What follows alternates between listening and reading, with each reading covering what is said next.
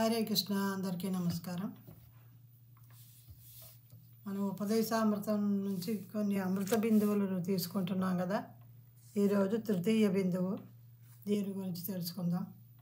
ముందుగా గురు ప్రార్థన చేసుకుని ప్రారంభిస్తాను.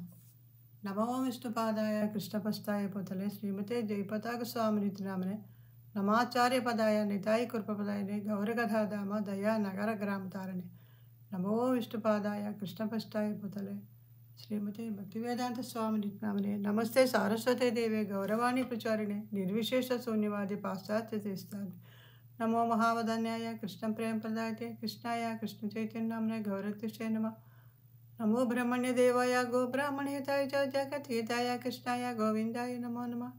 हे कृष्ण करुणा सिंधु दीनबंधु जगत्पते गोपेश गोपिका कांता राधा कांता नमोस्तुते तप्त कांचन गौरांगी राधे वृंदावनेश्वरी वृषभानुसुते देवी प्रणमामि हरिप्रिये वाञ्छाकल्पतरुभ्यश्च कृपा सिन्धुभ्यः च पतितानां पावनेभ्यो वैष्णवेभ्यो नमो नमः.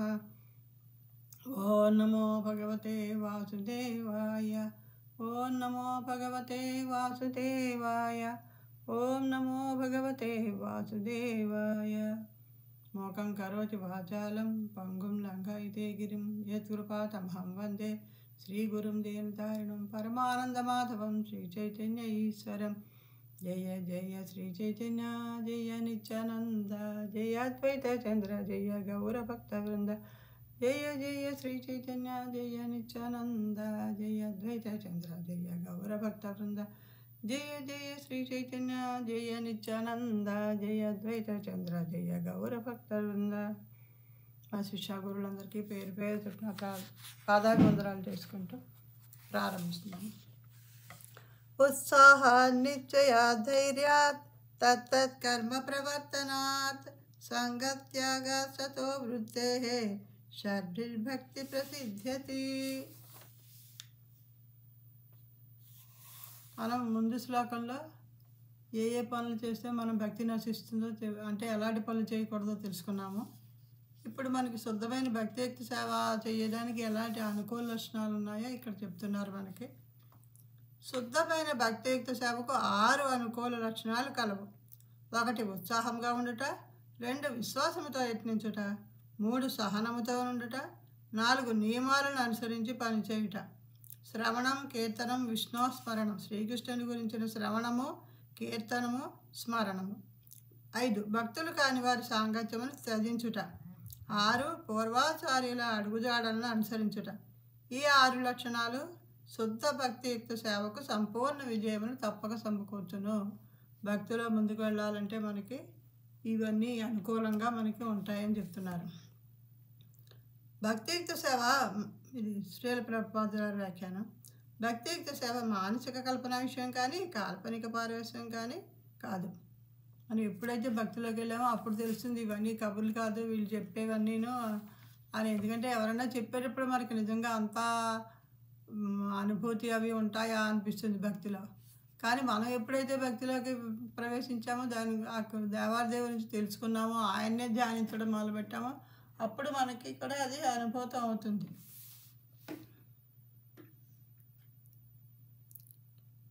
శ్రీల రూప గోస్వామి తన భక్తి రసామృతంలో 1.1.11లో భక్తియుక్త సేవను గురించి ఈ క్రింది విధంగా నిర్వచించారు.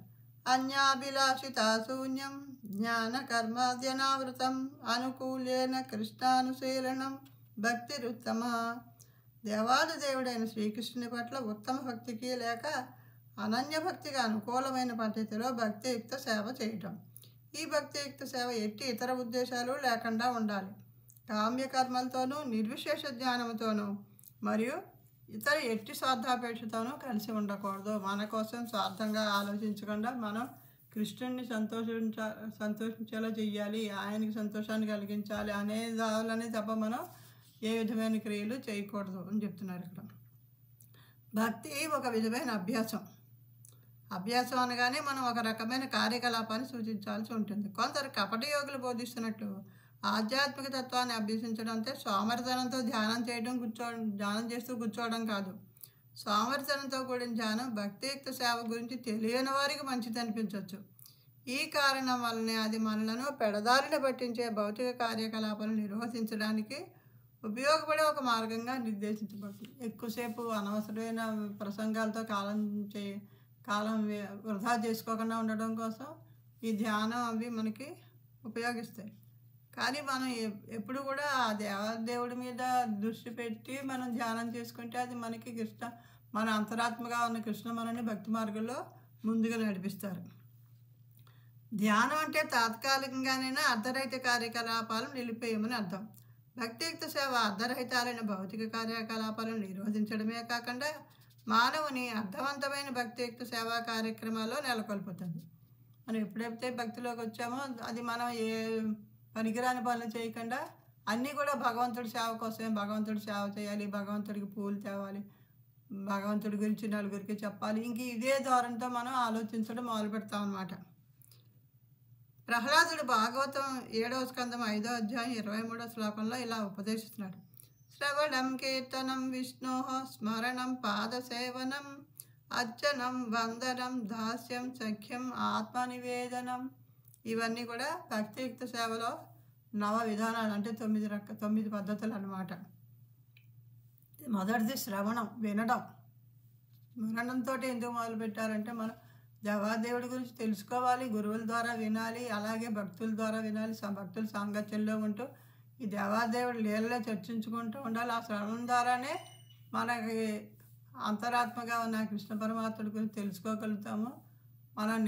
మన లోపల నిద్రాణమై ఉన్న ఆ భక్తి జాగృతం అవుతుంది. అప్పుడు భక్తి మార్గంలో మనం ముందుకు వెళ్తాం అన్నమాట. దేవాదేవుని నామం మరియు లీలల గురించి శ్రవణం. తర్వాత కీర్తనం. ఇంక మనం ఒకసారి విన్నాక ఆయన గురించి అబ్బాయి ఎంత బాగుందో అని మనకి ఆ మహిళ లీలలో తెలిసిన తర్వాత మనం ఇంకొకరితో చెప్పకుండా ఉండలేము. దీని గురించి మనం నలుగురు దీని గురించే చర్చించుకుంటూ ఉంటాం, ఆయన గురించి. ఇంక ఇతర మనం ముందుగా చెప్పుకుంటున్నట్టు సీరియల్స్ గురించి కానీ, రాజకీయాల గురించి కానీ ఇవన్నీ చర్చించకుండా మనం దేవాదేవుడి గురించే కీర్తించుకుంటూ ఉంటాం అన్నమాట. తర్వాత మళ్ళీ మనం విన్నవి, మనం చెప్పుకున్నవి ఇవన్నీ కూడా మళ్ళీ మనలో మనం స్మరించుకుంటూ ఉండాలి, భగవంతుని స్మరించడం. తర్వాత ఆయన పాదసేవనం, ఆయనకి అర్చన చేస్తాం కదా, ఆయనకి సేవలు చేయటం. దేవాదేవుని శ్రీ విగ్రహాలను అర్చించడం, పూజించడం. ఆయనకి పొద్దున్నే లేచి ఆ పువ్వులు తీసుకురావడం, దానికి సంబంధించిన విధి విధానాల ప్రకారం మనం ఆ పూజ చేయటం. భగవంతునికి సేవకునిగా ఉండడం. ఎప్పుడు కూడా మనం ఏదో పెద్ద శ్రీమంతులమనో లేకపోతే పెద్ద ఆఫీసు వాళ్ళు అధికారంలో ఉన్నామనో ఇలాంటి ఆ సమయంలో మనం ఏది ఆలోచించాం, భగవంతుడికి మనం దాసులము అని గుర్తుపెట్టుకుని దాని ప్రకారమే మనం నడుచుకుంటూ ఉండాలన్నమాట. భగవంతునితో మైత్రి చేయడం. మనకి శ్రీకృష్ణునికి బృందావనంలో గోపులందరూ ఆయనకి ఎంతో స్నేహంగా, ఎంతో చనువుగా ఉంటారంటే ఆయన దేవాదేవుడు అన్న విషయమే వాళ్ళకి తెలియదు. వాళ్ళు ఎంతో ఆయన భుజాల మీదకి వాళ్ళు ఎక్కడం, వాళ్ళ భుజాల మీద ఎక్కించుకోవడం, వాళ్ళే తెచ్చుకోవడం, తినడానికి తెచ్చుకున్న పదార్థాలు ఒకరి ప్లేట్లోంచి ఒకరు తీసుకు తినడం, ఇలాంటివన్నీ కూడా ఎంతో చనువుగా చేస్తారు. ఎందుకంటే అది వాళ్ళ స్నేహం అది అంత ఇదిగా ఉంటుంది. భగవంతునికి ఆత్మసమర్పణ చేయడం. ఇంకంతా ఆయన మీదే భారం పెట్టి ఆయన మీదే ధ్యానంలోనే ఉంటే మనం మన అన్ని విధాల భక్తిలో మనం ముందుకు వెళ్ళడానికి అవకాశం ఉంటుంది. ఆధ్యాత్మిక జ్ఞాన సంపాదనకు శ్రవణం మొట్టమొదటి మెట్టు. అప్రమాణికులైన వ్యక్తుల నుండి శ్రవణం చేయకుండా భగవద్గీత 4వ అధ్యాయం 34వ శ్లోకంలో సూచింపబడినట్టు అర్హుడైన వ్యక్తిని సమీపించాలి. ఎవరు పడితే వాళ్ళు కాస్త తెలుసున్న వాళ్ళు కూడా చెప్పడం మొదలు పెడతారు, నాలాగనమాట. అలా కాకుండా గురువుల ద్వారా నేర్చుకుని ఆ గురువులు చెప్పిన విషయాలే నలుగురికి చెప్పే వాళ్ళ దగ్గరికి మనం వెళ్ళాలి. నేను అలా మా గురువుల ద్వారా విన్న విషయాన్ని మీకు తెలియజేయడానికి ప్రయత్నిస్తున్నాను. ఇది గురు పరంపరంగా వస్తుంది. మనకి ఇస్కాన్ సంస్థ మొదటి నుంచి కూడా చెప్తూ ఉంటారు, ఒకరి నుంచి ఒకరికి ఇలా ప్రపంచ ప్రజలందరికీ కృష్ణ చైతన్యం అందాలన్నదే ఇస్కాన్ సంస్థ ముఖ్యోద్దేశం, శ్రీల ప్రభుపాదుల వారి ముఖ్యోద్దేశం. అందుకే ముందుగా చెప్పినట్టు మా శిక్షా గురువులు చెప్తుంటారు, ఈచ్ వన్ ప్రీచ్ వన్ అని. మనం విన్న విషయాలు మనలోనే దాచుకోకుండా కనీసం ఒక్కరికైనా తెలియజేయండి అని. అదే ఇక్కడ మనకి తెలుసుకోవాలంటే మనం పూర్తిగా అన్నీ తెలుసున్న మన గురు పరంపరలో వచ్చిన వ్యక్తి దగ్గరికి, ప్రామాణికమైన గురువు దగ్గరికి వెళ్ళి తెలుసుకోవాలి.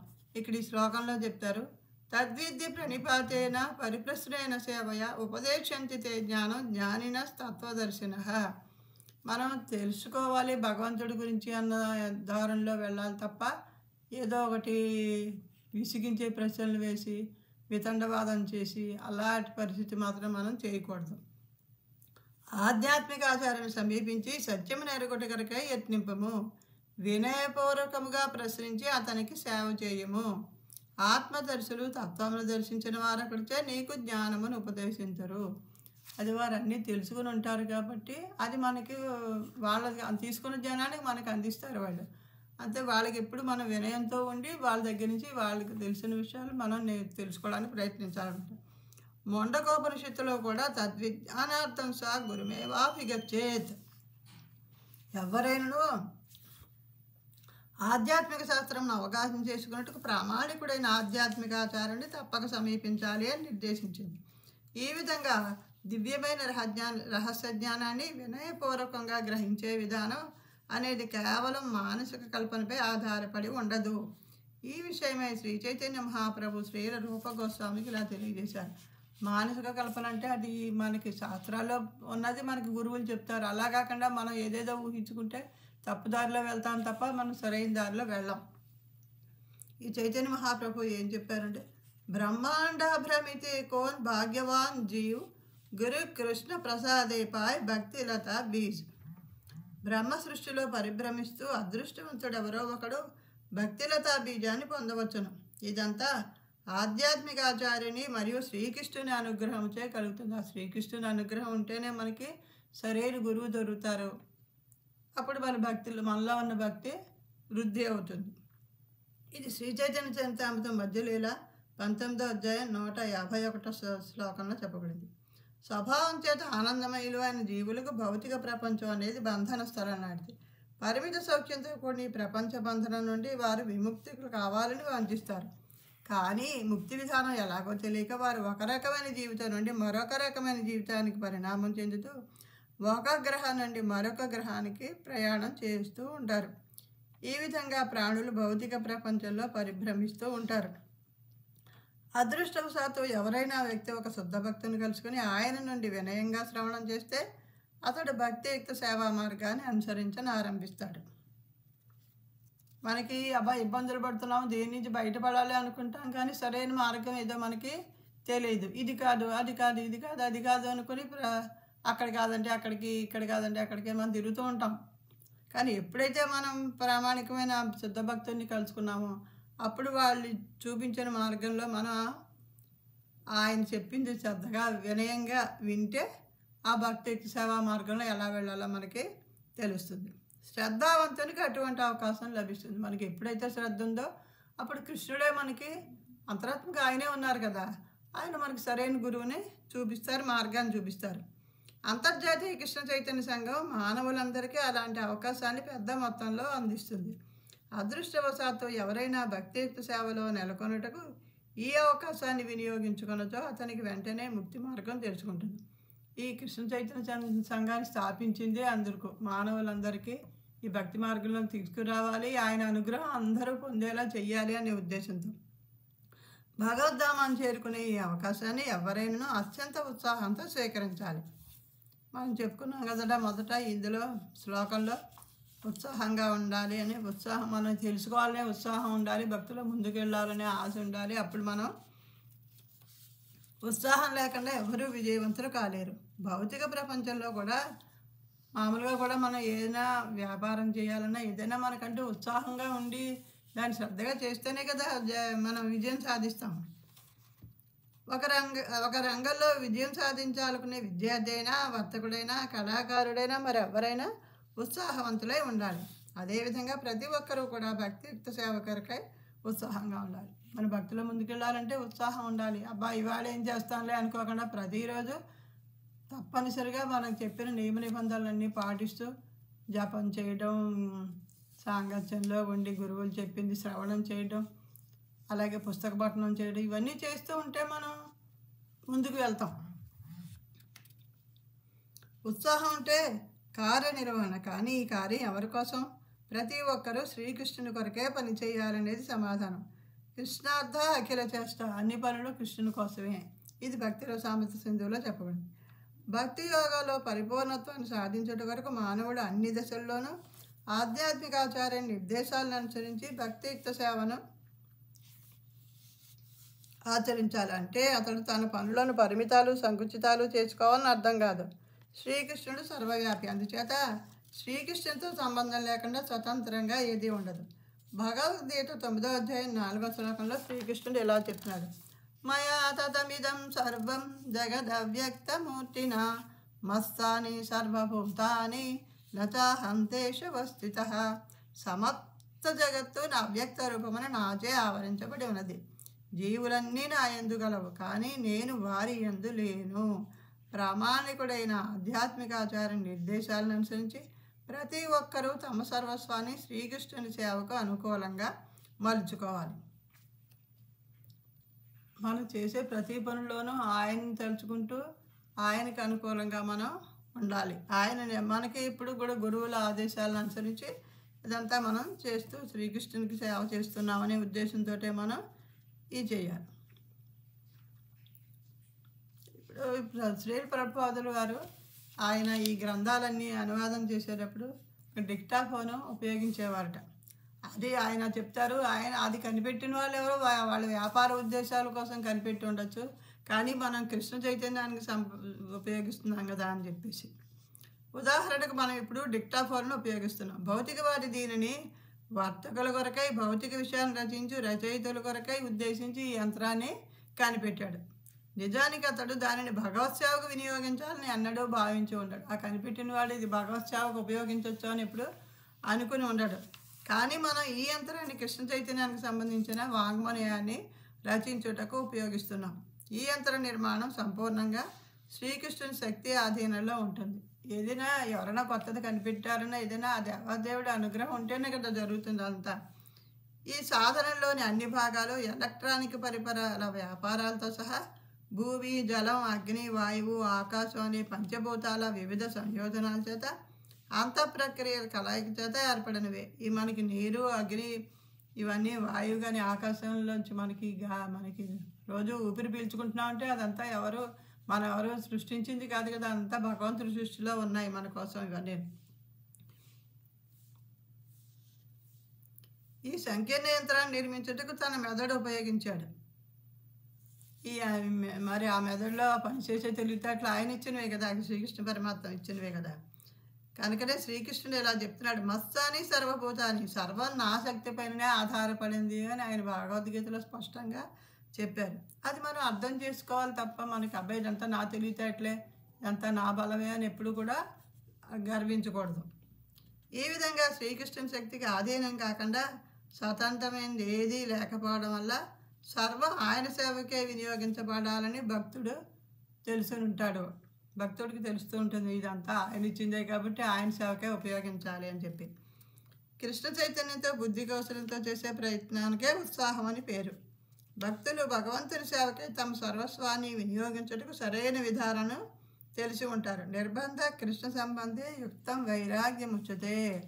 భక్తియుక్త సేవా నిర్వహణ నిష్క్రియతో కూడిన ధ్యానం కాదు, అది ఆధ్యాత్మిక జీవిత వేదికపై చేసే ప్రత్యక్ష సేవ. సహనంతో ఈ కార్యకలాపాలు చేయాలి. మనం చేసే ప్రతి పని కూడా సహనంతో చేయాలి. కృష్ణ చైతన్యంలో ఎవరినో అసహనంతో ఉండకూడదు. చేసేటప్పుడు ఒక్కోసారి మనకి వెంటనే ఫలితం రాకపోవచ్చు. మనం ప్రారంభంలోనే అంత స్పష్టంగా చేసేయలేము. నెమ్మదిగా నేర్చుకుంటూ సాధన పనులు సమకూర ధరలో అని అంటారు కదా, అలాగ మనం ఎప్పుడు సహనాన్ని కోల్పోకుండా మనం ముందుకు వెళ్ళాలి. ఈ కృష్ణ చైతన్యోద్యమం ఒంటి చేతంతో ఆరంభించబడింది. ప్రభుపాదుల వారు ఒక్కరే కదా ఆయన గురువు ఆదేశం ప్రకారం ఇది ప్రారంభించారు. ఇప్పుడు ఎంతోమంది వేలాది మంది ఆయన శిష్యులుగా ఉండి మనకి మార్గనిర్దేశం చేస్తూ ఎన్నో లక్షల మందిని కృష్ణ చైతన్యంలోకి తీసుకురావడం జరిగింది. ఆరంభంలో దీనికి అంతగా ప్రోత్సాహం లభించలేదు. ప్రభుపాదుల వారు ఎన్నో కష్టాలు పడ్డారు ఈ ఉద్యమం చేపట్టి ముందుకు వెళ్ళడానికి.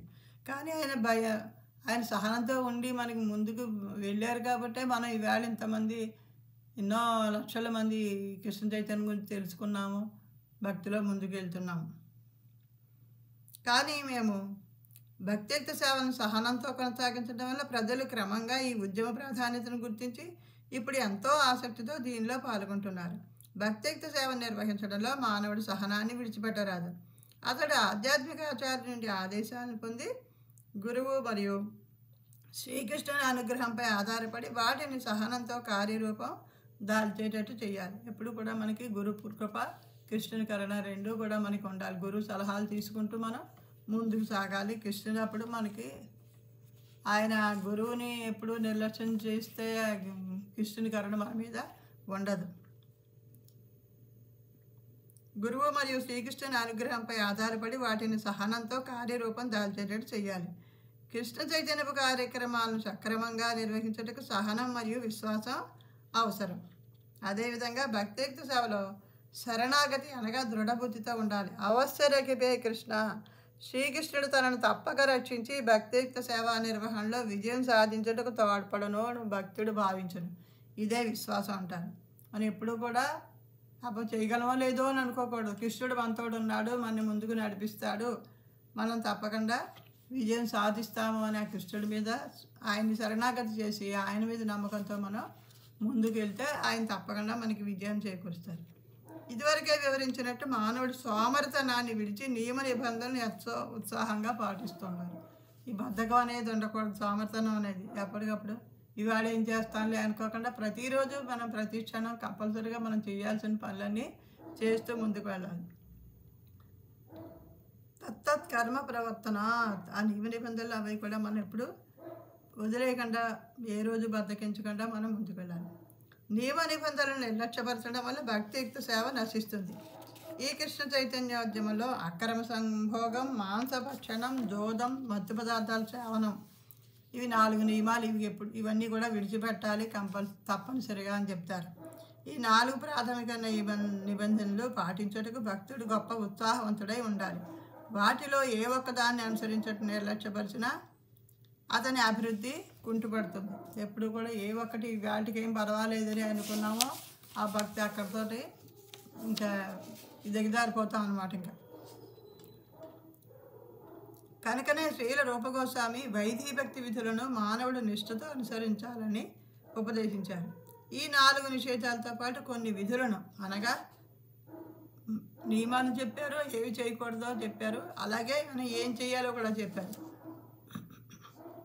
అందులో నిత్యం 16 వలయాలు అంటే మనం రౌండ్ అంటాం, 108 సార్లు హరే కృష్ణ కృష్ణ కృష్ణ హరే హరే, హరే రామ రామ రామ హరే హరే అని మనం మాత్రాన్ని జపిస్తే అది ఒక మాల అవుతుంది. అలాంటివి ఒక రౌండ్ అవుతుంది. మనం అలాంటివి రోజు ఖచ్చితంగా 16 మాలలు చేయాలి.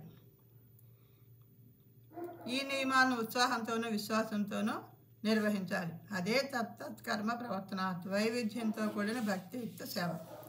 ఇంకను తర్వాత మనం ఇందులో చెప్పుకున్న 6 ఇంకోటి మనకి భక్తికి అనుకూలంగా లేని వాళ్ళ సాంగత్యం విడిచిపెట్టాలి అని చెప్పారు కదా.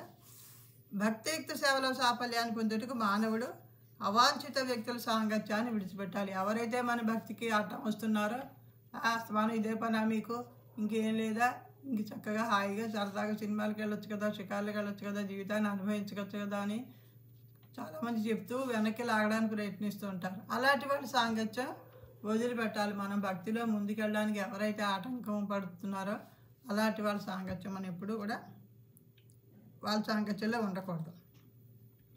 వారు కర్మిష్ఠులు, జ్ఞానులు, యోగులు, ఇతర భక్తులు.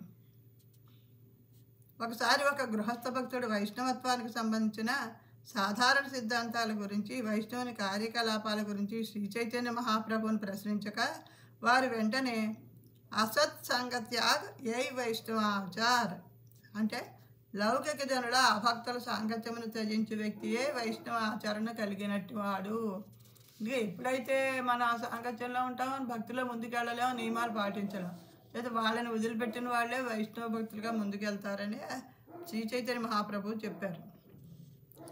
కనుకనే శ్రీల నరోత్తమదాస్ ఠాకూరు తాందేరాచరణ సేవి భక్త సనివాసు ఎవరైనా శుద్ధ భక్తుల సాంగత్యంలో పూర్వాచార్యులైన శ్రీల రూప గోస్వామి, శ్రీ సనాతన గోస్వామి, శ్రీ జీవ గోస్వామి, శ్రీ రఘునాథదాస గోస్వామి, శ్రీ గోపాల భట్ట గోస్వామి, శ్రీ రఘునాథ భట్ట గోస్వామి అనే 6 గోస్వాముల చేత నిర్దేశించబడిన విధులను పాటించాలి అని చెప్పారు. ఎవరైనా భక్తుల సాంగత్యంలో నివసిస్తే అభక్తుల సాంగత్యాన్ని పొందే అవకాశం ఉండదు. ఎప్పుడైతే మనం భక్తుల సాంగత్యంలో చేరామో ఇంకా ఆ భక్తులు మన దగ్గరికి రారు. మనం కూడా వాళ్ళ మాట పట్టించుకోకుండా ముందుకెళ్ళడానికి అవకాశం ఉంటుంది. భక్తుల సాంగత్యంలో నివసించడం కొరకు మరియు ఆధ్యాత్మిక జీవిత నియమ నిబంధనలు ఆచరించడం కొరకు ప్రజలను ఆహ్వానించడానికి అంతర్జాతీయ కృష్ణ చైతన్య సంఘం అనేక కేంద్రాలు నెలకొల్పుతోంది. మనకి ఎక్కడగా అన్ని చోట్ల కనీసం దేవాలయం కట్టడానికి అవకాశం లేకపోయినా కృష్ణ చైతన్య సంఘం ఈ ఇస్కాన్ వాళ్ళు ఒక కార్యక్రమాలు చేయడానికి సెంటర్లను పెట్టారు ఎక్కడికక్కడ. అలాగా సెంటర్తో మనం అనుబంధం ఏర్పరచుకుంటే వాళ్ళ ద్వారా మనం ఎప్పుడెప్పుడు గురువుల సందేశాలు ఉంటాయో ఆ సమాచారం తెలుసుకోవచ్చు, దేవాలయం దర్శించవచ్చు. వాళ్ళ ఈ క్లాసులు అవి ఇప్పుడు అయితే మనకి అందుబాటులో ఆన్లైన్ క్లాసులు కూడా వచ్చాయి. అవన్నీ వింటూ ఉండడం వల్ల మనం ఎక్కువగా భక్తుల సాంగత్యంలో ఉంటాం కాబట్టి ఆ భక్తుల దగ్గరికి ఇంకా మనం అందులోకి వెళ్ళడం అవకాశం ఉండదు. భక్తియుక్త సేవ అనగా ఆధ్యాత్మిక కార్యక్రమాలను నిర్వర్తించుట. ఆ స్థితిలో భౌతిక ప్రకృతికి సంబంధించిన త్రిగుణాల కాలుష్యం ఉండదు. దీనినే విశుద్ధ సత్వం ఉంటారు. ఈ విశుద్ధ సత్వంలో రజోతమో గుణాల కాలుష్యం ఉండదు.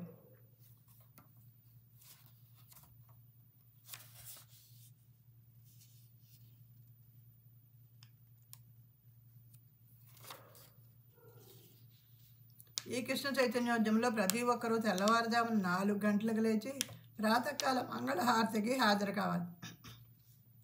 తర్వాత శ్రీమద్ భాగవత పఠనం, కీర్తన వంటి వాటిని చేయాలి. ఈ విధంగా ప్రతిరోజు 24 గంటలు భక్తియుక్త సేవా కార్యక్రమాల్లో నిరంతరం నెలకొని ఉండాలనేది మా అభిప్రాయం. మనం అనుకుంటాం ఏంటి 24 గంటలు ఈ భక్తిలో ఉండాలంటే మనం ఇంకా వేరే పనులు ఉండవని. ఆ పనులు ఉంటున్నా మనం ఆ కృష్ణుడి ధ్యాసలో ఉంటే అది మనం అందులో ఉన్నట్టే అనుకోవచ్చు. ఇదే సతోవృత్తి. తమ జీవితంలోని ప్రతి క్షణాన్ని కృష్ణ చైతన్య కార్యక్రమాల్లో నెలకొనిన పూర్వాచార్యుల అడుగుజాడలను మనం అనుసరించాలి. అలా దానికే మనం సమయాన్ని వినియోగించాలన్నమాట. మనకి ఇందులో చెప్పారు కదా, పూర్వాచార్యుల అడుగుజాడలను అనుసరించుట. ఈ 6 లక్షణాలు అంటే మనం మొదట ఏమనుకున్నాం, మొదటిది ఉత్సాహంగా ఉండడం, తర్వాత విశ్వాసంతో ప్రయత్నించడం, తర్వాత సహనంతో ఉండడం, తర్వాత నియమాలను అనుసరించి పనిచేయటం, శ్రవణం కీర్తనం విష్ణు స్మరణ అంటూ శ్రవణం కీర్తన స్మరణం చేసుకోవడం, తర్వాత భక్తులు కాని వారి సాంగత్యాన్ని విడిచిపెట్టడం, తర్వాత మళ్ళీ పూర్వాచారులు అడుగుదల. మన పూర్వంలో ఈ భక్తులుగా ఉన్న వాళ్ళందరూ ఏమేం చేశారో వాళ్ళు చేసే నియమ నిబంధనలు మనం వాళ్ళ అడుగుజాడలో నడుస్తూ అవి పాటించడం. శ్రీల రూప గోస్వామి ఈ శ్లోకంలో ఇచ్చిన ఆదేశాన్ని ప్రత్యేకించి ఉత్సాహంతో ఉండటం, విశ్వాసాన్ని కలిగి ఉండటం, సహనాన్ని కలిగి ఉండటం, అవాంఛిత వ్యక్తుల సాంగత్యాన్ని విడిచిపెట్టడం, 4 నియమ నిబంధనలు అనుసరించడం, భక్తుల సాంగత్యం అనే వాటిని నిష్ఠతో అనుసరిస్తే మానవుడు భక్తియుక్త సేవలో తప్పక పురోభివృద్ధిని సాధించగలడు.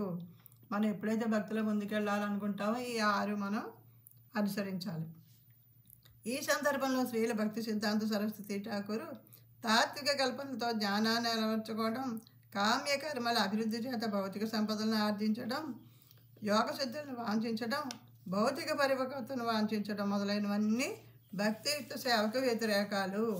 మానవుడు అశాశ్వతమైన అట్టి కార్యాలను లెక్క చేయకుండా వాటికి బదులుగా భక్తియుక్త సేవ సాధన వైపుకు తమ దృష్టిని మరల్చాలి అని చెప్పారు. ఈ విషయం గురించి భగవద్గీత 2వ అధ్యాయం 69వ శ్లోకంలో ఇలా చెప్తోంది. యా నిశా సర్వభూతానాం తస్యాం జాగర్తి సంయమీ యస్యాం జాగృతి భూతాని సా నిశా పశ్యతో మునేః. సకల జీవులకు ఏది రాత్రి సమయమో అదే ఆత్మనిగ్రహం కలవానికి మేల్కొని ఉండు సమయం. సర్వజీవులకును మేల్కొని ఉండు సమయము అంతర్ముఖుడైన మునికి రాత్రి సమయము. భగవంతుని భక్తియుక్త సేవలో నెలకొని ఉండటే జీవుని యొక్క నిజధర్మం. మానవ జీవితానికి వాంఛిత గమ్యం పరమలక్ష్యం అదే.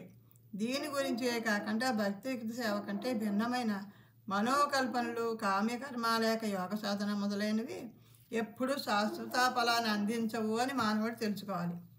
భక్తియుక్త సేవా మార్గంలో సంపూర్ణ విశ్వాసమే మానవుడు శాశ్వత గమ్యానికి చేరగలడు. అలా కాకుండా మనం ఇక్కడ చూడండి, శ్రీమద్ భాగవతంలోని 7వ స్కంధం ఇట్లు చెప్పబడింది. భక్తియుక్త సేవను పరిహరించి ఇతర ప్రయోజనాలను ఆశించి కఠిన తపస్సులో నెలకొన్నప్పటికీ భగవంతుని ప్రేమయుక్త సేవ మహిమ తెలియనందున వారు ఎంత నిష్ఠాగరిష్ఠులైనప్పటికీ శుద్ధ మనస్కులు కారు అని గుర్తించాలి అని చెప్తున్నారు. ఎప్పుడు కూడా భక్తి లేనిదే ఎన్ని తపస్సు చేసినా అది ఎన్ని చేసినా అవి మన మనసు శుద్ధం కాదు, పరిశుద్ధం అవ్వాలి కదా మనసు. శ్రీమద్ భాగవతం 10వ స్కంధం 2వ అధ్యాయం 32లో ఇంకనూ ఇలా చెప్పబడింది. తాత్విక చింతనాపరులు కామి కర్మలు చేసేవారు గొప్ప నిష్ఠతో కూడిన తపస్సు చేసినప్పటికీ వారు భగవంతుని పాదపద్మాలకు సంబంధించిన ఎటువంటి జ్ఞానం లేకపోవడం వల్ల పతితులవుతారు. ఏమైనానో భగవంతుని భక్తులు మాత్రం ఎన్నడూ పతనం చెందరు. శ్రీమద్ భగవద్గీత 9.31లో శ్రీ దేవాదేవుడు స్వయంగా మనకి చెప్పారు, నా భక్తులు ఎప్పుడూ నశించరు అని.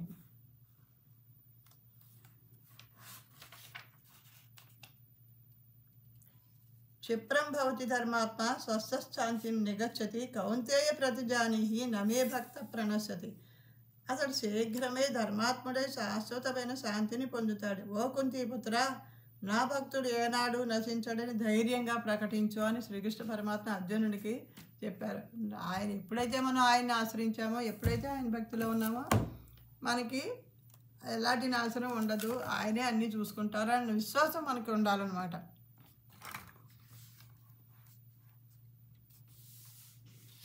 ఇంకా శ్రీకృష్ణుడు భగవద్గీత 2వ స్కంధం 40వ శ్లోకంలో ఇలా చెప్తున్నారు. నేహా విక్రమనాశోస్తి ప్రత్యవాయో న విద్యతే స్వల్పమప్యస్య ధర్మస్య త్రాయతే మహతో భయాత్. ఈ ప్రయత్నమునందు నష్టం కానీ హాని కానీ లేదు. ఈ మార్గమున స్వల్ప పురోగతి మహత్తరమైన భయం నుండి మానవుని రక్షించదు.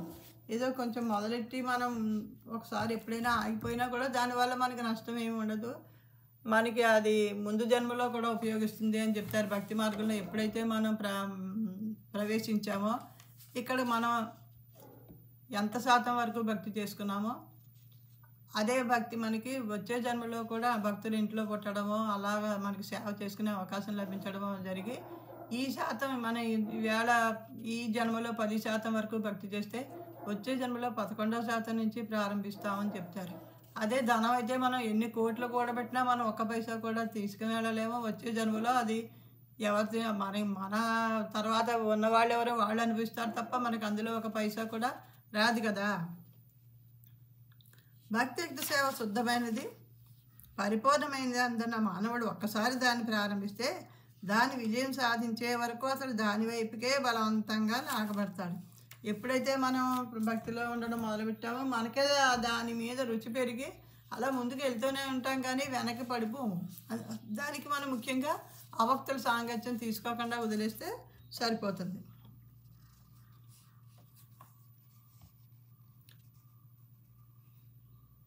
కొన్నిసార్లు మానవుడు సాధారణమైన తన భౌతిక కార్యాలను విడిచి ఏదో ఒక మానసిక భావం చేత దేవాదేవుని చరణాలను ఆశ్రయించి ఆ విధంగా భక్తియుక్త సేవను ప్రాథమికంగా ప్రారంభించవచ్చును. అలాంటి అపరిభక్త భక్తుడు పతితుడైనప్పటికీ అతనికి ఏ విధమైన నష్టం లేదు. చెప్పాను కదా ఇక్కడ నేను, అలాంటి పరిభక్త భక్తుడు పతితుడైనప్పటికీ అతనికి ఏ విధమైన నష్టం లేదు. భక్తియుక్త సేవను ఇతను తర్వాత జన్మలో ఎలాంటి కుటుంబంలో జన్మించినా కూడా పూర్వం భక్తియుక్త సేవను విడిచిపెట్టిన చోటు నుంచే తిరిగి ప్రారంభిస్తాడు. భక్తియుక్త సేవ అహైతుకి అపరతిహత అంటే అది ఏ భౌతికమైన కారణం చేత అంతరించదు, లేక ఏ భౌతిక అంతరాయం చేత శాశ్వతంగా నివారింపబడదు. ఎప్పుడు కూడా భక్తుడు తన ఆచరణ పట్ల విశ్వాసాన్ని కలిగి ఉండాలి. వేరే కార్మిష్ఠులు, జ్ఞానులు, యోగులు వాళ్ళు ఏం చేస్తున్నారో దాని మీద ఆసక్తి చూపించి అలా మనం కూడా చేద్దామని అనుకోకూడదు. ఎప్పుడూ కూడా మనం ఆ కృష్ణ పరమాత్మ పాదాలు పట్టుకుని ఆయన శరణాగతి చేసుకుని గురువులు చూపించిన మార్గంలో ముందుకు నడవాలి.